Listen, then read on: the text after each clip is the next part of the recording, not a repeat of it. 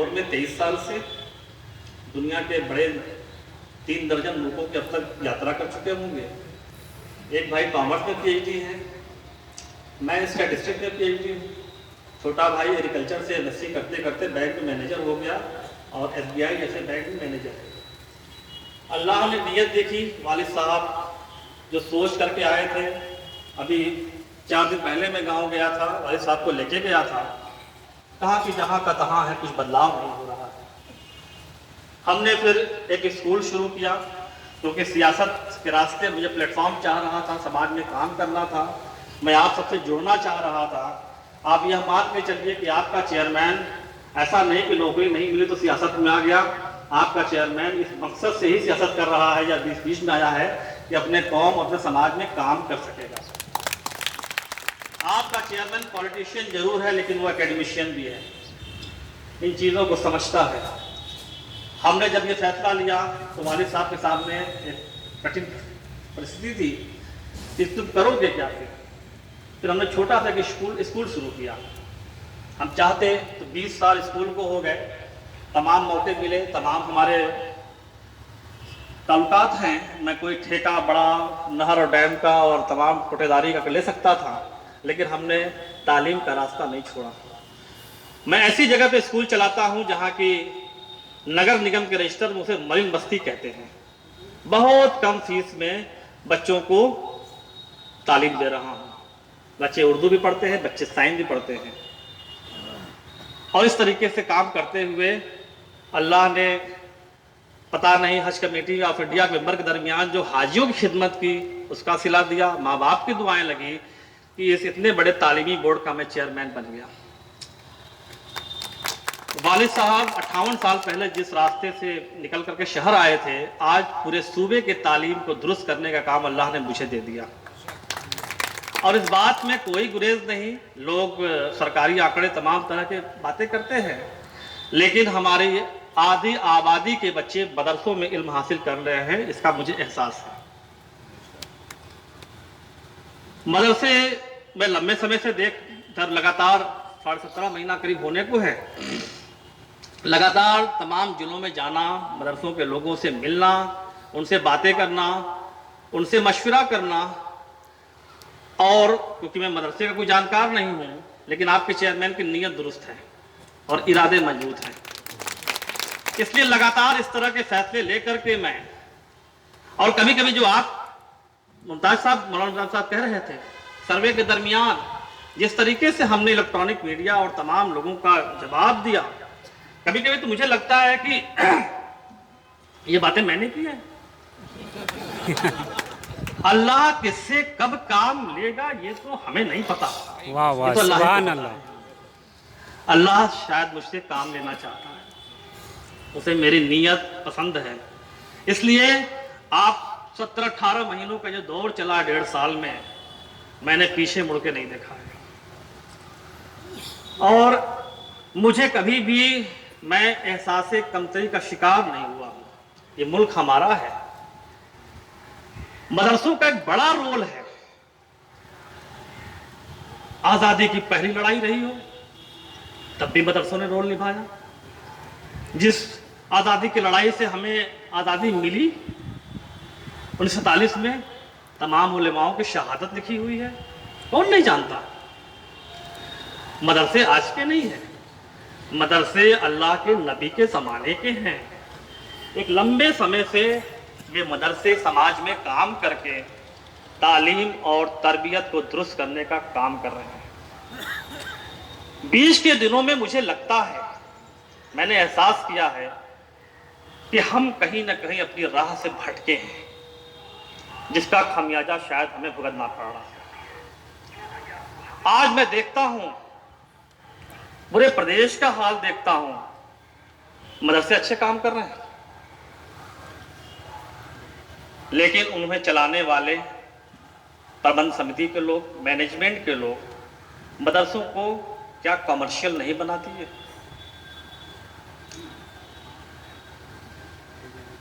मदरसों को किस तरीके से उन्होंने कमाई का अड्डा नहीं बना दिया।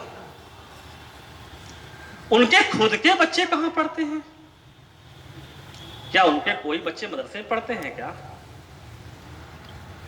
मैनेजमेंट के सारे लोगों के बच्चे इंग्लिश मीडियम कॉन्वेंट स्कूलों में पढ़ते हैं।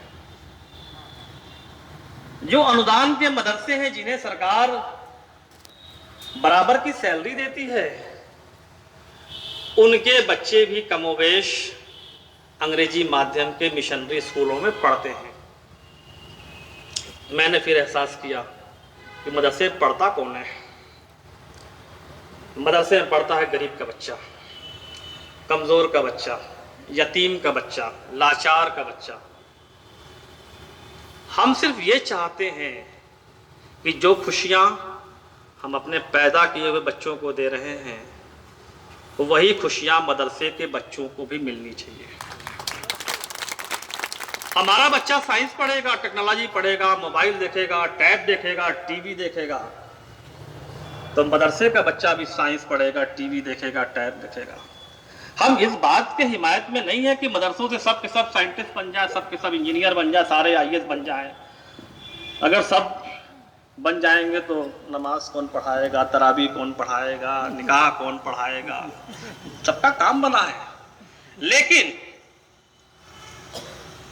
वह समाज और देश की मुख्य धारा से कट न जाए, अलग थलग न पड़ जाए, केवल वह गर्दन हिलाता न रह जाए। वह दिनियात पढ़े, वह उर्दू पढ़े, अरबी पढ़े, फारसी पढ़े, कुरान पढ़े, हदीस पढ़े, लेकिन साथ में साइंस, मैथ, सोशल, वह देश का इतिहास पढ़े। हम सऊदी के इतिहास को खूब पढ़ाए, इस देश के इतिहास को पढ़ाइए। इस देश में जो मदरसों की भूमिकाएं हैं, जो मदरसों ने काम किया है, उसको बताइए बच्चों को। कितने उलमाओं ने शहादत दी तब हमारा मुल्क आजाद हुआ, ये बताइए बच्चों को। हम बच्चों को, क्योंकि हमें ये पता है, हमें दो बातें बहुत अच्छे ढंग से पता है। एक तो ये कि मैं, क्योंकि मेरा कोई मदरसा नहीं है, ना कोई मदरसा खोलना है, लेकिन सारे मदरसे मेरे हैं, जो मुझे पता है। और अल्लाह ने इसीलिए, जब मैं मदरसे का चेयरमैन बना तो 16,513 मदरसों का चेयरमैन था। आज अल्लाह ने इतनी तेज तरक्की मुझे दी कि मैं 25,000 मदरसों का चेयरमैन बन गया। क्योंकि सर्वे की बात, जिनकी मान्यताएं नहीं है, वो ज्यादा मुझे स्वीकार करते हैं। आज 19.5 लाख बच्चों का चेयरमैन, आज 27 लाख बच्चों का चेयरमैन है। और 27 लाख भी संख्या कम है, तो कुछ लोग घबरा करके सर्वे के दरमियान कुछ लेन देन करके अपने मदरसों का नाम नहीं आने दिए, वरना वो संख्या और होती। मेरा कहना है कि आधी आबादी के बच्चे बच्चियां मदरसों पढ़ रहे हैं। दूसरा एहसास मुझे ये होता है कि हम लाख जतन कर लें, लेकिन आवाम पूरी तरीके से आप सबके गिरफ्त में, वो वही करेगी जो आप कहेंगे। वो पूरा आप लोगों ने एकदम उसको जो है अपने हिसाब से बना लिया है, और हम लाख चिल्लाते रहे। हम तो हज कमेटी ऑफ इंडिया मेंबर थे, ट्रेनिंग में जाते थे, तो वहां 2 तरह की ट्रेनिंग चलती थी, एक दीनी एक दुनियावी। तो मेरे बोलने की बारी आई, हमने कहा देखो भाई, दुनियावी वाले पे खूब चपक के बोलो, दीनी वाले पे कोरम पूरा करो, कोई सुने उनेगा नहीं तुम्हारी बात, ना कोई मानेगा। हाजी वही करेगा जो उसके कुनबे का मल भी बोलेगा। आपने ऐसा समाज बना दिया कि अब तो हम जैसे साइंस पढ़े हुए लोगों को ये पहले कंफ्यूजन करना पड़ता है, चिंता करनी पड़ती है कि हमें कैसे सलाम करना है, हमें कैसे हाथ मिलाना है, एक हाथ मिलाएं कि 2 हाथ मिलाएं, हम कितना ऊंचा कुर्ता पहने, कितना ऊंचा पजामा पहने, हम टोपी जाली वाली लगाएं कि टोपी छंचिया लगावें, हम सब कंफ्यूज हैं।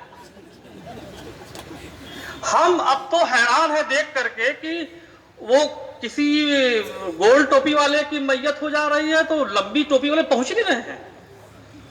शादियों में बंटवारा, मैयतों में बंटवारा,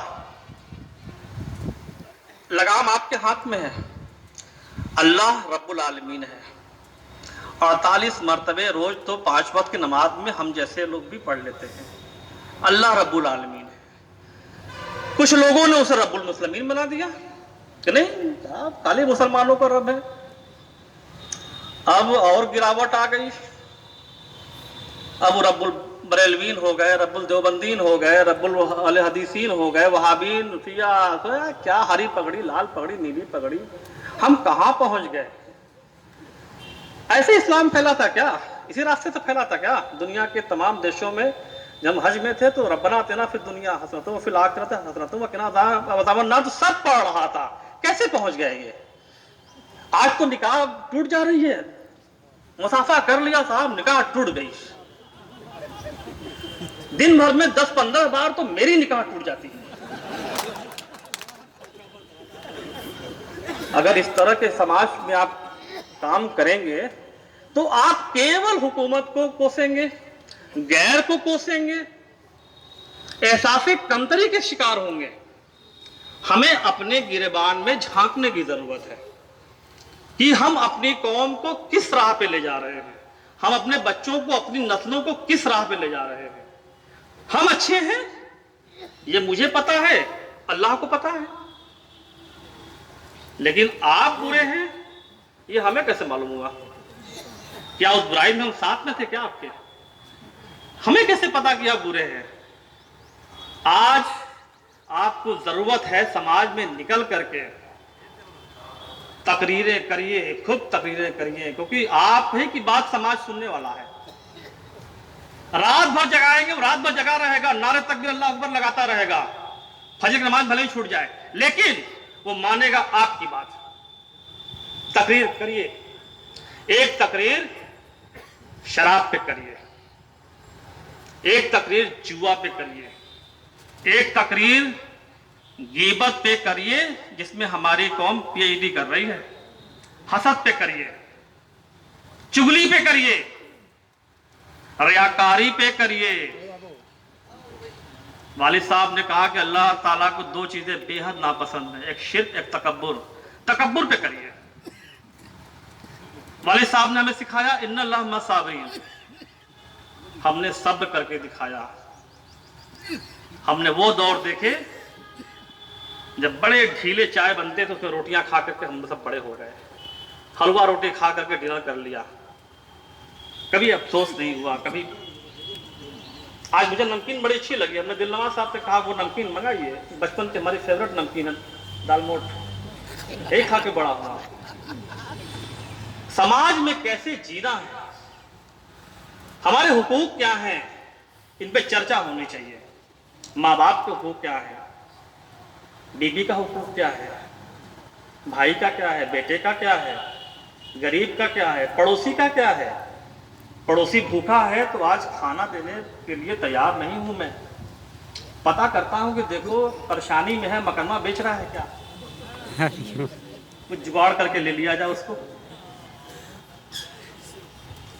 हम कहीं ना कहीं अपने मूल रास्ते से हट गए हैं, इसीलिए आज परेशानियां हैं।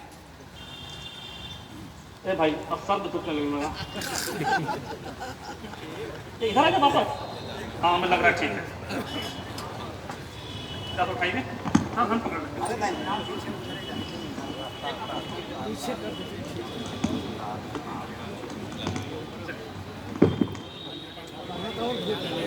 थोड़ा ठीक से बात हो जाए।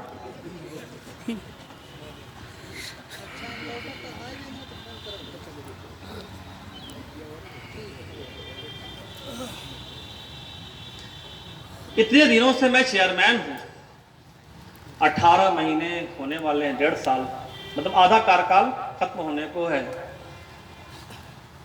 आप सब इतने अच्छे मर्जी से चला रहे हैं, एक पैरवी मेरे पास आ जाती कि चेयरमैन साहब मेरे बच्चे का फला मदरसे में एडमिशन करा दीजिए। अभी तक 1.5 साल में कोई पैरवी मेरे पास नहीं आई है। पैरवी किसकी आती है? सेंट जॉन्स की, सेंट जोसेफ की, सेंट स्मिथ की। वो कौन लोग हैं, उनकी तादाद क्या है, उनकी तारीख क्या है, कैसे काम कर रहे हैं वो, कि हम उनके यहाँ पढ़ने को बेचैन, हमारे बच्चे उनके यहाँ पढ़ने को बेचैन, एडमिशन नहीं ले रहे हमारा। और हम कौन सा जो अल्लाह के नबी के ज़माने के मदरसे, उन्हें एडमिशन के लिए कोई हमारे पास पैरवी नहीं आ रही है। हम आपके बीच के हैं, मैं आपका चेयरमैन कोई पैराशूट वाला चेयरमैन नहीं है, जमीन का आदमी है, बहुत साधारण घर का है, बहुत सिंपल जीवन जिया हूं, 18 साल पुरानी मोटरसाइकिल से आज भी चलता हूं। मुझे एहसास हो रहा है कि कहीं हम कहां भटक गए हैं, और ये अच्छा लग रहा है। दिलनवाज साहब ने बड़ा अच्छे लोगों को बुलाया है, लगाम आपके हाथ में है,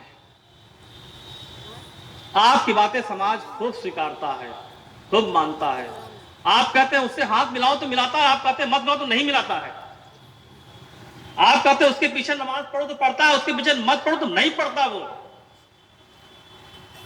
जीवन का रोजाना का काम भी वो वही करेगा जो आप उसे सिखाएंगे, समझाएंगे, हमारे कहने से नहीं करेगा। वो अल्लाह के वास्ते इस कौम को उसका इकबाल बुलंद करने के लिए दुनिया में, देश में, हर जगह वो ठीक ढंग से सामने आए, उसके लिए काम करना होगा। हमें देश में कहीं दिक्कत नहीं है, एहसास कमतरी कुछ लोग शिकार हो जाते हैं। हमारे यहाँ तो पता नहीं, यहाँ भी फेमस, ऐसा नहीं, मेरे वालिद साहब सब बताते रहते हैं, यहाँ तो कुछ इलाके ऐसे हैं जहाँ की केवल लेडीज़ काम करती हैं और जेंट्स जो है चाय खाने में रहते हैं, और अमेरिका, ईरान, इराक, सद्दाम और बुश क्लिंटन तक की बातें कर लेते हैं। हाँ, तो हमारे यहाँ भी ऐसे ही हैं, आखिर मगरिब ऐशा चौतरे पे पढ़ लेते हैं। बहुत बदकही हो रही है दुनिया भर की। अपने बच्चों के पास नहीं बैठने का समय है। हम एक वजह और बड़ी है जिसकी वजह से हम पिछड़ रहे हैं। इतना बड़ा कार्यक्रम हो रहा है घोसी जनपद में, डॉक्टर दिलनवाज साहब ने किस तरह से बुलाया है। पूरे प्रोग्राम में कोई हमें लेडीज नहीं दिखाई दे रही है। 2 आई थी, हमने भी देखा था। 2 से कैसे बैठेंगी आप सब? 300, वो 2, आधी आबादी को आपने कहां पहुंचा दिया। मैं सऊदी 7 मरतबे गया हूं, ऐसी कोई मस्जिद नहीं है